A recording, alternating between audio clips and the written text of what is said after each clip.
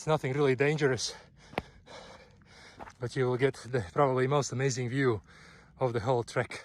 To the Smart Travel Family YouTube channel and the TF-10 trail in Tenerife from Cruz del Carmen to Punta Hidalgo. Here you can see a map of the North of Tenerife, of the Anaga Rural Park, as it's called here. And the route that we will do today runs from Cruz del Carmen here up until Punta del Hidalgo.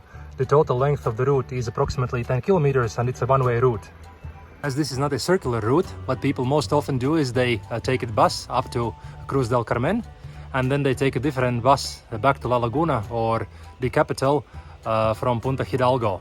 But there is also the possibility, if someone drives you up here to the parking lot in Veracruz, which is reasonably safe, although there are also warnings about car break-ins, and then probably picks you up at the other end. If you are new to Tenerife, you should definitely come down here from the parking lot. Behind me there is the Tourist Information Center.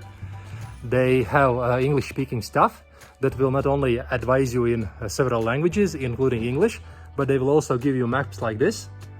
They also have a map of the whole of North of Tenerife and give you really good tips about doing this and other trails. If you will get the brochure, then on one side there is the full map of the trail with sort of noteworthy points of interest, and on the other side there is quite nice narrative about the trail, its history, and what to expect at the very top, midsection and the bottom.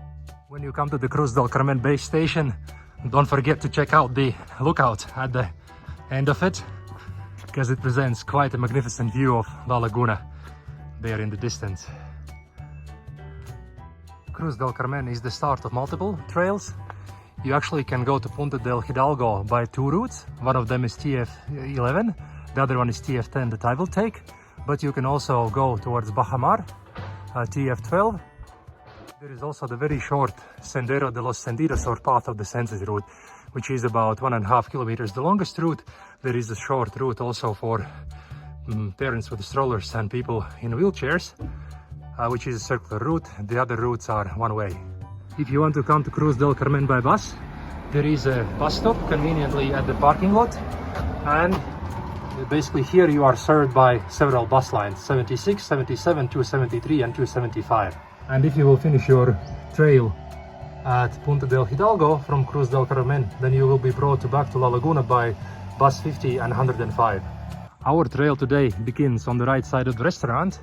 As you can see, it's marked TF-10 and marks distance to Punta del Hidalgo as almost 10 kilometers. I'm about to set out on the trail, but what will happen next, I will try to make short clips about noteworthy places on the trail and also mention roughly at which kilometer you can expect those, so that you can get an impression of the trail and what to expect and whether it's worth choosing this over other trails. While it might be obvious, if you start the trail from Cruz del Carmen, it will go downhill pretty much all the way. So you are starting at about 800 meters above sea level and closing at close to zero. So physically, well, you of course have to watch out where you go. It's relatively easy. Talk to a fellow hiker, and the first part of the trail is pretty much similar as the beginning here. So these are the first 200-300 meters, but after about 5 kilometers it gets a bit trickier. It's very rocky. Useful piece of advice for parents with children: the trail is definitely doable, but be aware that there are some very steep places. So if you have very feisty kids, hold their hands at such instances. I am now 1 kilometer in the trail, and it's very well marked, so you can see directions back to the Cruz del Carmen parking lot, and then also very clear guidelines that you are supposed to take this trail over the road there or there. You are also starting to get the first little bit scenic bits, like this rock here, and this is a really nice descent here. You really don't have to worry about getting lost, because there are signs here, and just in case you want to turn the wrong way, there is this pole with the cross on it. Let's keep moving. I'm now 1.5 kilometers in the trail. I am at the Casas del Rio village, and behind me you can see the Chinamada cliffs, supposedly one of the most beautiful parts of the trail. Just in case you have fear of dogs, so far my experience in Tenerife has been very good. The Tenerifians really love their dogs, but I have not encountered one that would be free roaming. So also in this remote part, they are behind the fence and will not harm you. 2.2 kilometers in the trail, one brief ascent, and you come to a road, and I at first couldn't understand where the heck am I supposed to go now. Is it up there? But no, you again have to watch for those trail markers and you're good to go. It's actually a very good idea to download the Maps.me or a similar app that has trails in it, so that you can be absolutely confident that you are going in the right direction. Kilometers road, or here, clearly here, or although it looks like a private road, it's quite customary that trails go very near houses and stuff. Sometimes you cannot even tell where the trails start because it's such an obscure entrance. Yep. And here you see how the trail continues. But I must say that the first third of the trail has been quite boring. For example, here, just the trail and these fields here. I remember a short piece from the brochure that I got in the information center, that you have to remember that these trails were once used by locals for economic activity. So to go to the market, visit other people, go run errands. So it's only that they, probably in the past few decades, are mostly used for tourists. So it definitely lets you appreciate also the a bit more boring parts of the trail. Again, an intersection. Where do I go? Where do I go? But no, you simply always follow the markings. By the way, this is perfectly normal. It's a trail like this. At first hard to believe, but by the way, it also gets you to see and appreciate some of the things how Tenerife is set up. For example, here you see a chlorination plant that disinfects the water that Tenerife mostly gets from sea. It gets desalted, cleansed, and then channeled to various homes. This is what's ahead of me. I've already been a month on Tenerife, but the beauty still blows me away. Kilometer 3 and an intersection with this beautiful cliff here, and I have now the choice to continue to Punta del Hidalgo or to take a short detour to Las Carboneras. I think let's check out what Carboneras is and then get back on the TF-10 trail. Yep, Las Carboneras is definitely a village, but a very scenic one, and what a place to live in. I am now looking in my Maps.me app, and it actually turns out that you can get to Punta Hidalgo and basically back on the TF-10 trail by going that way around the mountain, whereas the TF-10 trail goes this way. I will return back to TF-10, but it's nice to know that there is also this option. That was a nice climb back from Carboneras, and now back on TF-10 and off to Chinamada and Punta del Hidalgo. Just imagine yourself hiking or running here. The scenery is just picturesque. I think I will have too many videos like this, but the panoramas are just breathtaking. Speaking of views, they are scenic indeed, but also watch out for the almost vertical drops. And again, watch out for children and other folk. 5 kilometers in the trail, there is this short appendix where I suggest that you also go to, unless you have real fear of heights. It's nothing really dangerous, but you will get the probably most amazing view of the whole trek. It's quite steep here, but let me show you the panorama.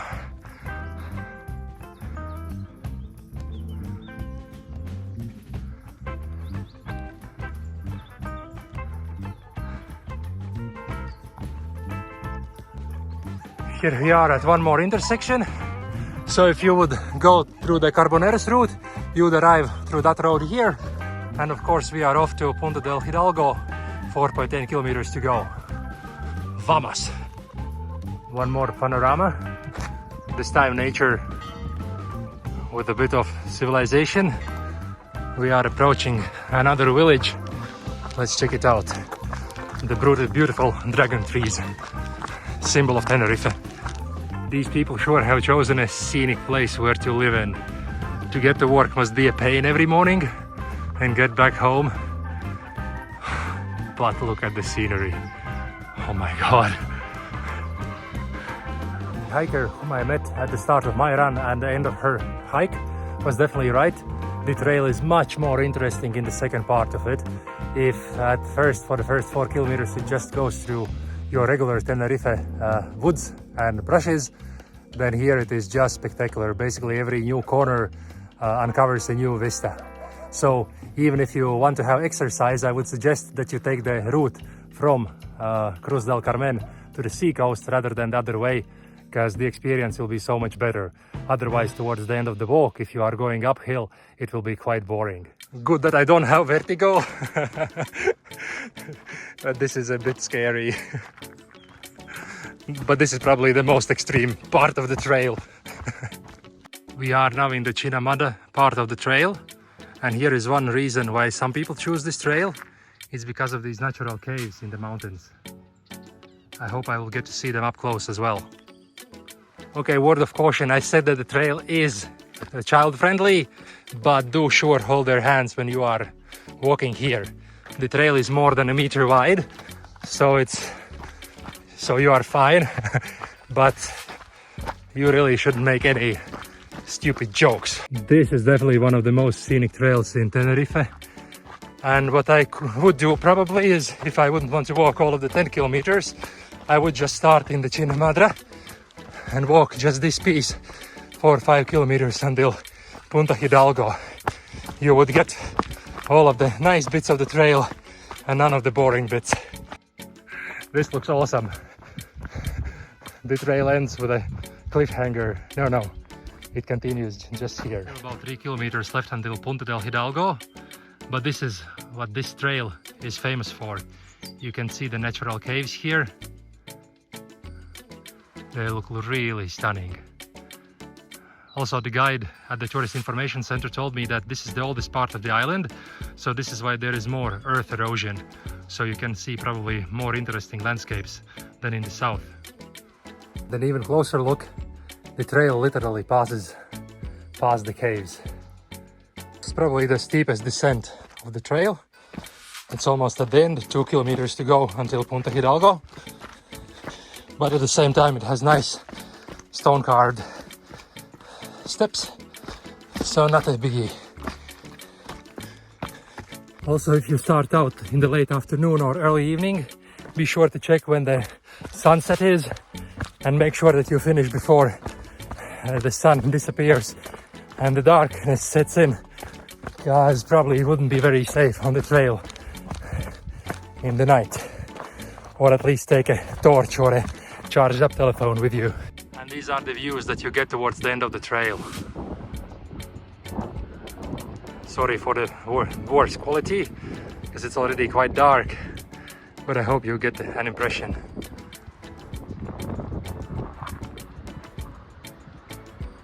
Okay, definitely a big mistake to start my run at 6:30 in the evening, because it's not exactly pitch black, but it's very dark, and the only way how I can move ahead on the trail is by using my phone flashlight. So don't make this mistake.